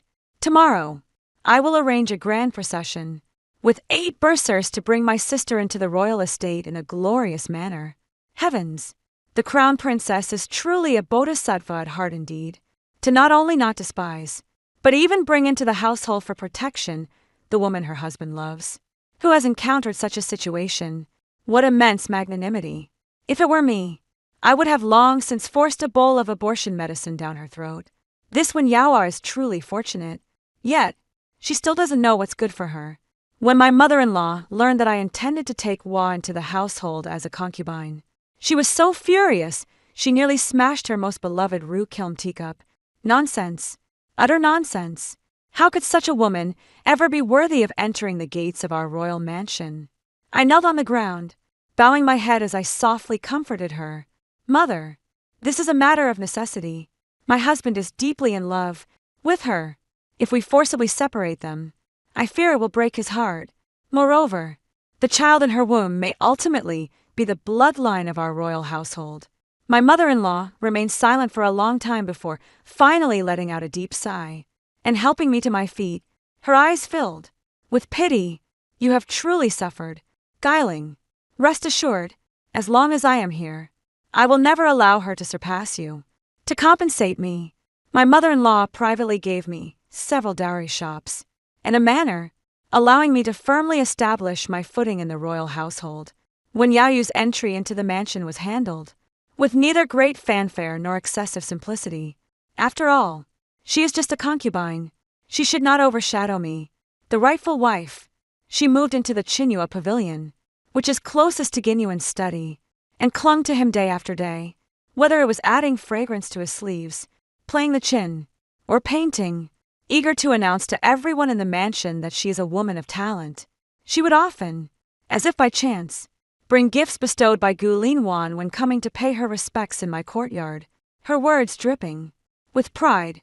Look, sister, these are South Sea pearls that Lingguan specially found for me. He said, they suit my complexion best. Sister, last night, Lingguan accompanied me to admire the moon, and even composed a poem for me. He said, I am his only confidant. I always listened, with a smile, praising her pearls for their beauty, and admiring Gingwen's poetic talent. Then I would reward her with even more luxurious fabrics and jewelry, sending her back happily. My lack of contention, jealousy, or envy earned me the admiration of the household servants, and gradually changed Gulin's perception of me. He no longer looks at me with the same annoyance as before. Occasionally, when we meet in the garden, he even takes the initiative to nod and greeting. One day, while I was organizing accounts in the study, he walked in looking at the ledgers spread across the table. He spoke to me casually. A rare occurrence. Can you handle all of this? Not too bad. I put down the pen in my hand, looked up at him, and said very sincerely, actually, I envy my sister. Ginyuan was taken aback. What do you envy about her? I envy that she can receive all of your love. I also admire you, husband, for being able to disregard worldly opinions and remain steadfast for the one you love. I cannot be as carefree as my sister, but I will do my best to fulfill my role as the wife of the heir, manage the household for you, and ensure you have no worries. He seemed to want to say something, but in the end, he only said, rest assured, although I do not love you, I will give you all the respect that a proper wife deserves. That was exactly what I was waiting for him to say. Half a month later, it was the day for me to return to my parents' home. Ginyuan for the first time ever took the initiative to offer to accompany me back in the carriage. He sat upright on one side, eyes closed to rest, and we remained silent throughout the journey. But I knew this was already a huge step forward. I recalled my previous life, when I returned to my maiden home alone, and endured countless cold stares. My father, in his efforts to curry favor with the Rue Wang mansion, felt that I, his daughter, had brought shame upon him, and refused to even see me. Only my mother and sister held my hand, secretly wiping away their tears. In this life, my father was beaming with joy, while Aunt Shua and her daughter wore smiles that looked uglier than tears.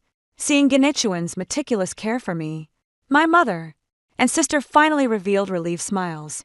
After returning from my parents' home that very night, fierce quarrels echoed from the Chinua pavilion. I sat in my own courtyard, sipping freshly brewed tea, while listening to the faint sounds of crying and cursing in the distance. Feeling quite pleased, maid rushed over in a panic to deliver the news. Madam, something terrible has happened. Lady Wen is bleeding. I set down my teacup, a faint smile flickering at the corner of my mouth. By the time I arrived at Chinua pavilion, Genichuan was holding the unconscious Wen Yaoa in his arms, his face filled with anxiety as he roared at the servants to fetch a doctor. His white robe was stained with a glaring patch of red when Yaoa's child in the end could not be saved. The physician said it was due to her overly agitated emotions which disturbed the fetus. This outcome was within everyone's expectations, but she didn't see it that way. After losing the child, she became completely withdrawn and gloomy. She no longer played the chin or painted, nor did she mock me with sarcasm.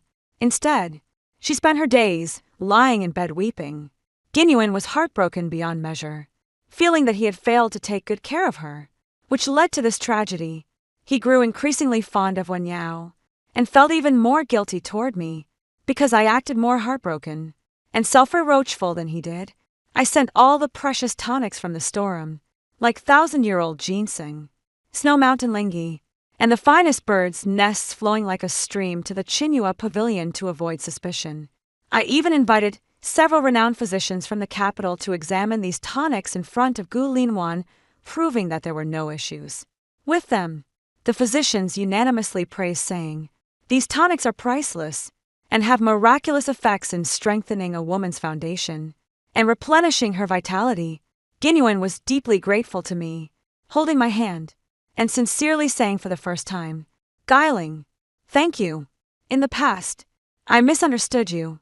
I just shook my head and said, this is what I should do." But Wen Yaoa, however, showed no appreciation for my kindness at all. The tonics I sent were not even glanced at. She directly ordered them all to be thrown out and smashed to pieces. She pointed at my nose, screaming at the top of her lungs, "You poisonous woman! It's you! It must be you who harmed my child. Don't think I don't know what you're scheming. You just want to see me suffer." When Ginuan arrived, this was the scene he witnessed, looking at the mess all over the floor.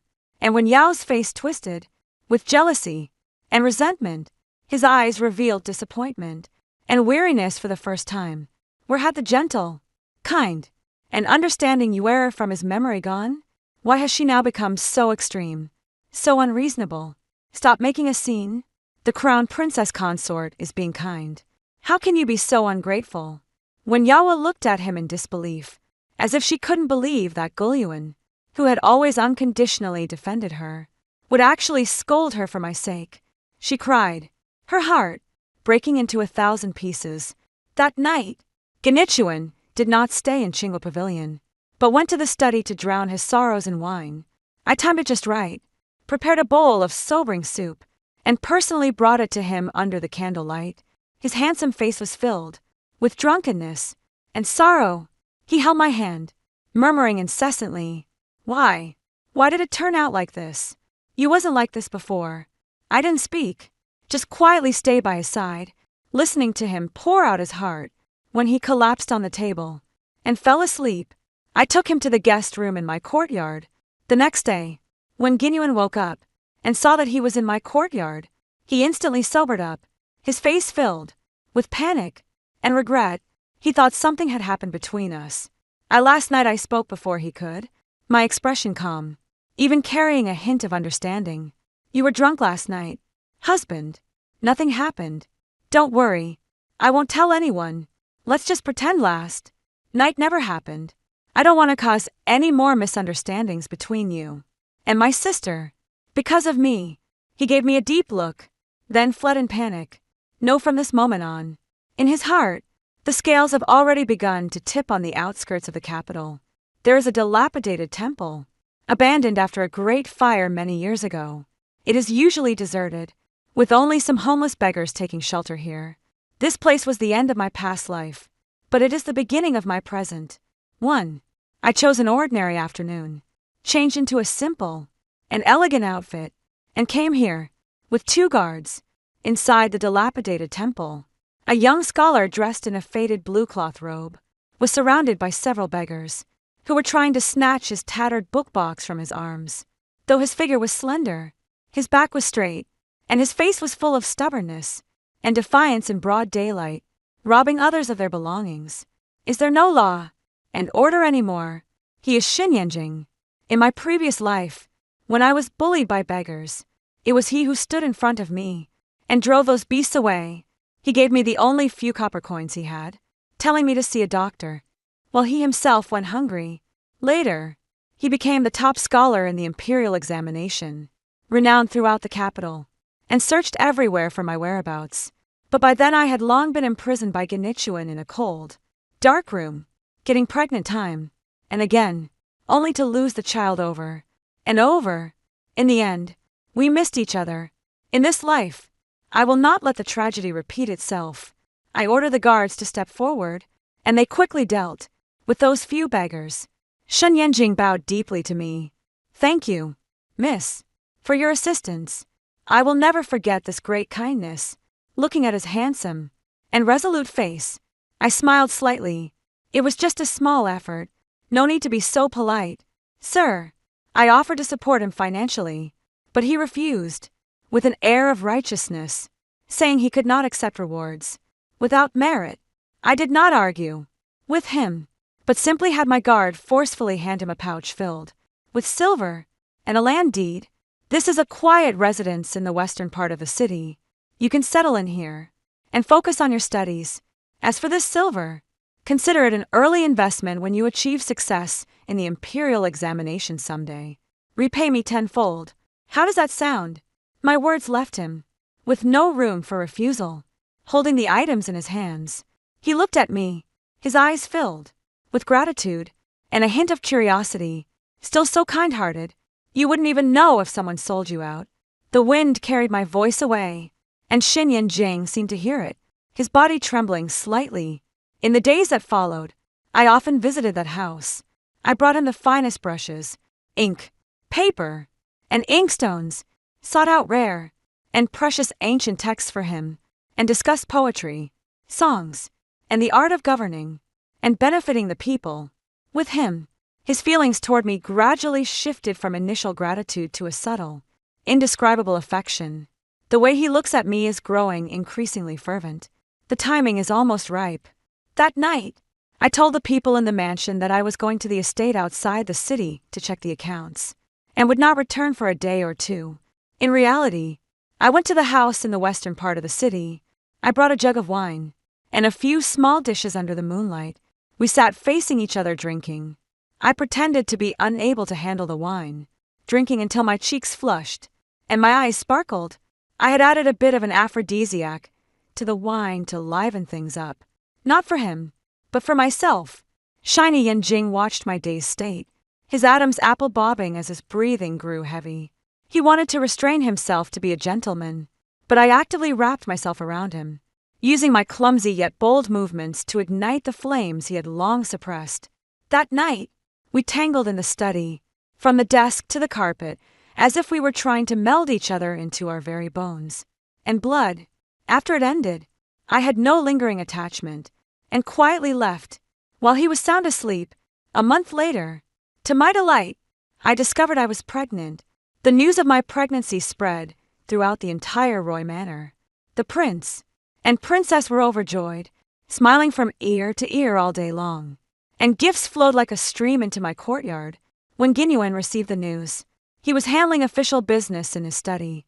He was stunned for a long time, then quickly came to my room, looking at me with a complicated expression. The memory of that night was hazy for him. He only remembered being heavily drunk and waking up in my guest room, with his clothes in disarray. He had already harbored doubts and an indescribable sense of regret. Now that I was pregnant, it completely confirmed his suspicion of having acted recklessly under the influence of alcohol. He himself was convinced that this child was his. I caressed my still flat belly, looking at him with a sorrowful yet resolute expression. Husband, I know this child has come suddenly and put you in a difficult position. If you are unwilling, if you are afraid that sister will misunderstand, I will quietly get rid of this child.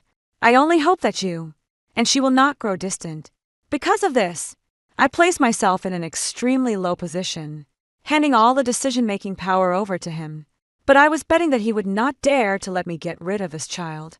This is his first child, in name, the legitimate, eldest grandson of the royal mansion. If word gets out that I actively miscarried to fulfill his and Wen Yao's wishes, and Wen Yao would be drowned in the world's scorn. He cannot bear that price. Sure enough, he fell silent for a long while before finally taking my hand, his voice yet resolute. No, the child is innocent. You must rest and nurture the pregnancy. Once born, he will be my Guinean's legitimate eldest son. He made his choice and personally bestowed the most legitimate status upon the child in my womb. Upon learning of my pregnancy, Wen Yao was deeply shaken. She frantically sought out various physicians to regulate her health, forcing Ginyuan to drink all sorts of tonics every day. and then clinging to him night after night, demanding endlessly. At first, Ginyuan might have enjoyed it, but as time went on, he gradually began to feel overwhelmed. During the day, he had to handle official duties, and at night, he had to deal with Wao's persistent clinginess. As a result, he visibly withered away at an alarming rate. Once, due to mental exhaustion, he made a mistake in the imperial court and was publicly reprimanded by the emperor. Upon returning, Ginyuan for the first time unleashed all his anger on Wa. He scolded her for being shameless and disregarding the bigger picture, and from then on, he refused to set foot in the Qinghua pavilion again. When Yaoa was completely panicked, she began spreading rumors in the mansion claiming that the child I was carrying was not the heir's at all. These words reached the ears of the prince and princess. They were not fools. Naturally, they knew that Ginyuan had always been at odds with me, and the arrival of this child was indeed somewhat suspicious. Though they had doubts in their hearts for the sake of the prince's mansion's reputation, they couldn't very well make a scene. It wasn't until when Yaoa pointed at my nose in front of everyone and questioned Ginyuan, "Do you dare say this child is yours? You clearly can't even be bothered to touch her." All eyes were focused on Ginyuan. Ginyuan looked at the seemingly crazed Wa, then at my pitiful, wronged expression. He stepped forward, pulled me into his embrace, and said coldly to Wa, "That night, I couldn't help myself. I know my own child well enough, so there's no need for you to worry." When Yaoa felt as if struck by lightning, staggering back a few steps, her face filled with disbelief, she murmured to herself, "No, it can't be. It wasn't like this in my past life. In my past life, you clearly hated her the most. You clearly said you only loved me. I was your white moonlight." She mentioned her past life. Ginny's brows furrowed deeply, his gaze fixed on her as if she were a mad woman. "What nonsense are you talking about?" His last shred of patience, with when Yaoa had finally worn thin inside the largest restaurant in the capital.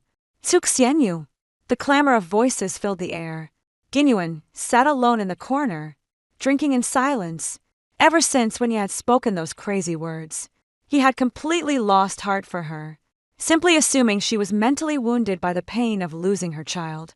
At the next table, several soldiers who had just returned from the border were laughing and talking loudly, boasting about their heroic deeds on the battlefield. You should have seen it. The enemy prisoner we captured was as cowardly as a grandson, confessing everything. Exactly. They even said they once had a woman who belonged to some noble in the capital. TSK. The taste of it. A burly soldier, his face flushed from drinking, vividly described. They said that woman was wild, with a red crescent-shaped birthmark on her inner thigh. She was so LWD in bed, clinging to them all day long, begging for more.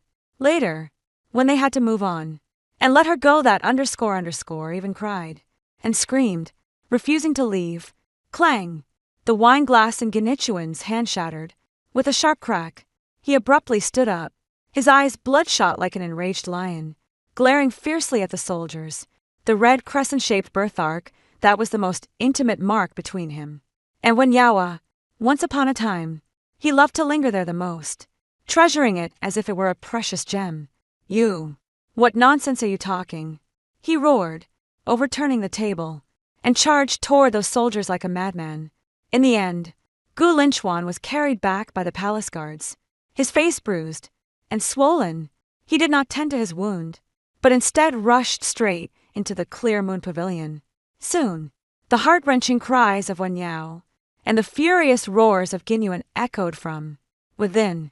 Sitting in my own courtyard, listening to the quarrels not far away, I found the sound more pleasing than any music in the world.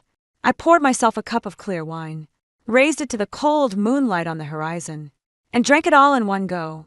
In my previous life, on the night of the grand wedding, when Yaoa proudly boasted in my ear, saying that the young master couldn't get enough of the birthmark on her inner thigh, wasn't she the one who loved to show off the most in this life? I will make that birthmark a shame she can never wash away for all eternity. When the imperial examination results were announced, Xin Yinjing lived up to everyone's expectations, achieving the top rank of Zhuangyuan. For a time, the entire capital was abuzz with talk of this brilliant and exceptionally handsome new top scholar. On the day the top scholar was honored, with a banquet at Chungling Garden, I followed Ginyuan, bringing generous gifts to offer congratulations. Gulin now treats me with a bit more respect and reliance, especially after when Yawa grew increasingly deranged. He seemed to finally recognize the virtues of me, his lawful wife at the banquet. Cups clinked, and wine flowed freely. Shiny Yenjing, dressed in his crimson scholar's robe, stood at the center of the crowd, radiating confidence and pride, yet his gaze repeatedly drifted over the crowd, landing on me, with an intensity that felt as if it could burn me. I excused myself to freshen up, and left the noisy banquet hall. Just as I reached a deserted corridor, someone grabbed my wrist from behind, and abruptly dragged me into an empty room nearby. The door was locked from the inside. Shiny Yenjing pressed me against the door panel, his eyes swirling, with an intense emotion I couldn't understand. Consort of the air, long time no see. His voice was low, and carrying a hint of gritted teeth. You have such a cruel heart. After that night, you cast me aside like worn-out shoes, and left, without a word. My heart skipped a beat. Is this Shiny Yenjing? How could the gentle, refined, and courteous gentleman from my past life have turned into this? The way he looked at me was filled with aggression and possessiveness, like a wolf that had been lying in wait for a long time, finally baring its fangs. I have a strong, guilty feeling of being caught in an affair. Lord Shun, please show some self-respect. I tried to push him away, but he held me even tighter. Self-respect. He chuckled softly, his warm breath brushing against my ear. When you climbed into my bed, why didn't you think of those two words? I was momentarily at a loss for words. He lowered his head and gently bit my earlobe. Tell me, what will it take for you to agree to a divorce and marry me? My heart skipped a beat. I looked into his deep eyes and said, word by word, never divorce unless my husband dies. His body stiffened for a moment. Then he planted a lingering, passionate kiss on my ear before reluctantly letting me go. I understand. I straightened my clothes and returned to the banquet hall, with a lingering blush on my face. Genichuan, seeing me return, asked, with concern, why were you gone for so long? And why is your face so red? Perhaps the wind was a bit too strong. I replied calmly. Ginyuan had no doubts, and carefully protected my belly as he took me back to the mansion. As soon as we entered the gate, I saw Wen Yao rushing over, with disheveled hair, her eyes filled with undisguised hatred in her hands. She held a bowl of dark, murky medicinal soup, ready to splash it all over me. Fortunately, the nanny beside me was quick to react, and pushed her away in the nick of time. The medicinal broth spilled all over the ground, sizzling, and emitting a plume of black smoke caught red-handed. Ginyuan stared at the spilled broth on the floor, his face ashen with rage. He rushed forward and slapped Wen Yao hard across the face. You vile woman! How dare you harm my child? You are utterly unworthy of being called a human. That slap completely shattered the last shred of affection between them. Wen Yao was locked in the Qinghua pavilion, and Gu Linwan ordered that she be handed over to the authorities first thing tomorrow morning. I knew she was finished that night. I instructed my personal maid to quietly give some silver to the guard matron, and also gave Wa some of money. Tell her to run outside the city. The farther the better. The maid was puzzled, but I offered no explanation. Wen Yao, it was time for her to go where she belonged. Wen Yao fled the royal manor overnight, with the money I had given her. Panic-stricken, she fled all the way out of the city. Exhausted, she took refuge in that familiar, dilapidated temple, intending to rest there for the night. The beggars in the temple heard the jingle of the money pouch on her person, and saw her face, which, though haggard, still retained a certain charm. They were like a pack of starving wolves that had caught the scent of blood, swarming forward all at once. 3 days later, a murder case was reported from the dilapidated temple. The newly appointed top scholar, Shen Yanjing, personally took charge of investigating the case. The common people were abuzz with discussions, saying that a young woman had been brutally assaulted and tortured to death by over a dozen beggars. Her death a scene of extreme misery. The authorities sent someone to the prince's mansion to ask Gulu Linwan to identify the body. He didn't go, only coldly saying, "What a nuisance! When I looked at the body that was no longer recognizable as human, at the crescent-shaped birthmark on her inner thigh that had turned bluish-purple, and felt not a single ripple in my heart, when Yawa, everything you inflicted upon me in our past life, I have now returned to you. When Yawa's death was like a thorn piercing Gulin's heart, he began to have frequent nightmares, dreaming of when Yawa, covered in blood, coming to demand his life. He became mentally distracted and grew increasingly emaciated. He began to seek comfort from me, wanting to get close to me, but I only felt utterly disgusted. Secretly, I added a medicinal ingredient to his daily diet that clashed with the potent tonic he was taking. This medicine wouldn't kill him immediately. It would only gradually weaken his body, making him lose all interest in intimate matters over time. After 10 months of pregnancy, I successfully gave birth to a boy. He is the sole heir of the royal mansion, my future support. However, Gulinuan's health completely collapsed at this moment. He was tormented by nightmares every night, and during the day, he was listless, as if he were a useless person. The prince and princess were deeply worried, and took him to the famous ancient temples in the outskirts of the capital to pray to the gods and Buddhas, hoping to ward off evil and misfortune for him. On their way back, their convoy unfortunately encountered a group of fierce bandits. From then on, Prince Roy and his wife, along with their precious son, were neither seen alive nor found dead. They simply vanished, without a trace. The sky over the prince's mansion had collapsed. As the newly widowed princess of the estate, I hugged my infant son in my arms and became the sole master of the royal mansion. In an extremely secretive hidden chamber, I saw Guinuan. His eyes had been gouged out, his tongue cut off, and his limbs severed. He was thrown onto the cold ground like a pile of mud. He had been turned into a human swine. Shenyang Jing stood beside me, looking down at him, with a cold smile playing at the corner of his mouth. A guttural sound escaped his throat as his body convulsed violently, tears of blood streaming from his eyes. I smiled even more happily. Shiny Jing and I, right in front of him, indulged in the most intimate of embraces, without the slightest hint of restraint. He trembled with rage at the sounds we made, convulsing as if in an epileptic fit. After it was over, Shen Yanjing looked at him and calmly said to the servant beside him, "It seems the young master is feeling rather restless.